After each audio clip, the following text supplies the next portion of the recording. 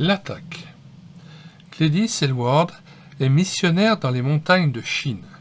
Les gens l'ont surnommée Ai Weiwei, ce qui signifie la vertueuse. Elle a fondé une école et accueille des orphelins. Les jours s'écoulent paisiblement, mais les habitants de cette contrée ne savent pas que le Japon a attaqué la Chine. Un matin de 1938. « Regardez, regardez, qu'est-ce que c'est ? Des avions, vous n'en avez jamais vu ? Non, comme ils sont jolis. » Mais les avions piquent vers la cité. Toute la population est sortie des maisons pour les observer, et soudain, sans avertissement, ils lâchent leurs bombes sur la ville innocente et sans défense. Un angle de l'auberge du 6e bonheur est détruit. Gladys et 4 autres personnes sont prises sous les décombres. « Ai Weiwei, elle est blessée !» Ils dégagent bientôt Gladys. La jeune missionnaire est horrifiée à la vue des morts et des blessés qui gisent partout. Les rues sont bloquées par les destructions. Elle a quelques bandages et une bouteille d'antiseptique, mais elle possède aussi l'énergie et l'amour qui lui viennent de Dieu. Tous ceux qui peuvent aider doivent le faire, déblayer les rues, amener les blessés ici, transporter les morts à l'extérieur de la cité. Que faire de tous ces blessés? Il y en a tant. Amenez-les ici, nous essaierons de les soigner. Toute la nuit, ils recherchent les survivants au milieu des cris des blessés ensevelis sous les décombres des habitations. Au matin, la cité commence à revivre quand une nouvelle alerte retentit. « Les Japonais arrivent! Fuyez tous dans les collines !» Gladys court jusqu'à l'auberge du 6e bonheur. « Yang, prépare les enfants, il faut partir immédiatement. Vous craignez encore les bombardements ?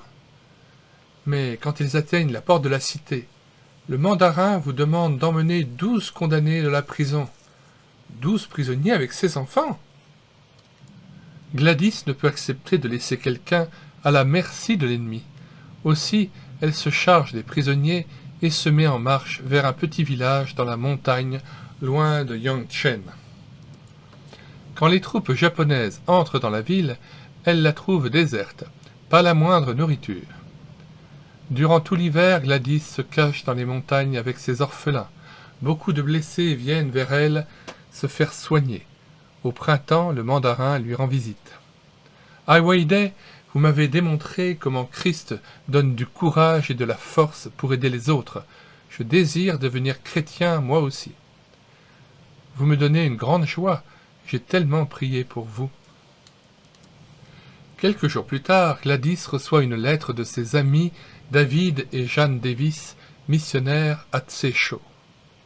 La ville est occupée par les Japonais, mais notre mission est territoire neutre. Vous et vos enfants seriez en sécurité ici. Elle accepte leur invitation. Au revoir, Yang. Que Dieu te bénisse et te garde. Quand la guerre sera terminée, revenez. Je continuerai à ouvrir l'auberge. Avec les orphelins, elle commence un long voyage à travers les montagnes jusqu'à Tsecho. Mais les Japonais surveillent le pays. Cachez-vous, les enfants, pas un geste et pas un mot. Ils ne nous ont pas vus. Heureusement que nous n'utilisons pas les mêmes chemins. Après plusieurs jours d'un dur voyage, elle atteint la mission à Tsecho. Que je suis heureuse de vous revoir. Gladys, combien nous avons prié pour vous. Enfin, vous êtes saufs. La mission a recueilli plus d'une centaine d'enfants et beaucoup de réfugiés adultes. Les Japonais reconnaissent la neutralité de la mission anglaise. Mais une nuit, quelques semaines après l'arrivée de Gladys. « Arrêtez, vous n'avez pas le droit de venir ici avec des armes. » Au cri des réfugiés, David Davis se précipite dans la cour. Un officier japonais se tourne vers lui, revolver en main, et 3 fois presse sur la détente, mais l'arme refuse de fonctionner. Sauvagement, l'officier assomme David. Les réfugiés tombent à genoux et prient à haute voix. Confondus devant cette attitude, les soldats repartent sans causer de dommages. Quelques semaines plus tard, les Japonais quittent Tsecho. Un jour que Gladys se rend à Linchang, elle croise des cavaliers de l'armée chinoise quand ces avions ennemis surgissent. « Des avions japonais! Courez dans les champs! Courez! Courez !» L'attaque est de courte durée, mais les morts et les blessés gisent partout. Gladys organise les secours.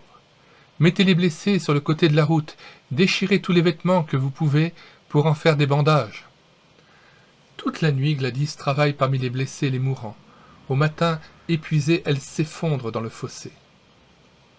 Seigneur, donne-moi la force et le courage d'aider ces pauvres gens qui souffrent ces heures de tourment. Dans son désir d'aider le peuple chinois, elle fournit à l'armée des renseignements sur les troupes japonaises. Nous manquons d'hommes bien entraînés et de munitions. C'est pourquoi nous devons abandonner Tséchaux et sa province à l'ennemi. Nous allons donner l'ordre d'évacuation aux civils. Si vous me suggérez de fermer la mission, c'est impossible. Nous avons déjà vécu sous l'occupation japonaise, nous pouvons encore le faire. Cette nuit-là, Gladys réfléchit dans son lit. Une école pour les orphelins de guerre a été ouverte à Xi'an. Si je pouvais emmener les enfants là-bas, ils y seraient en sécurité. Mais le lendemain matin, non, c'est impossible. Comment emmener une centaine d'enfants sur une telle distance à travers le territoire ennemi? Cela prendrait des semaines. Ils sont tout aussi bien ici. Gladys a-t-elle raison? Le prochain épisode vous donnera la réponse. Si vous voulez connaître la suite de cet épisode appartenant à la playlist Gladys Edwards, missionnaire en Chine, abonnez-vous à la chaîne et écoutez sa parole. Au revoir à tous et à bientôt.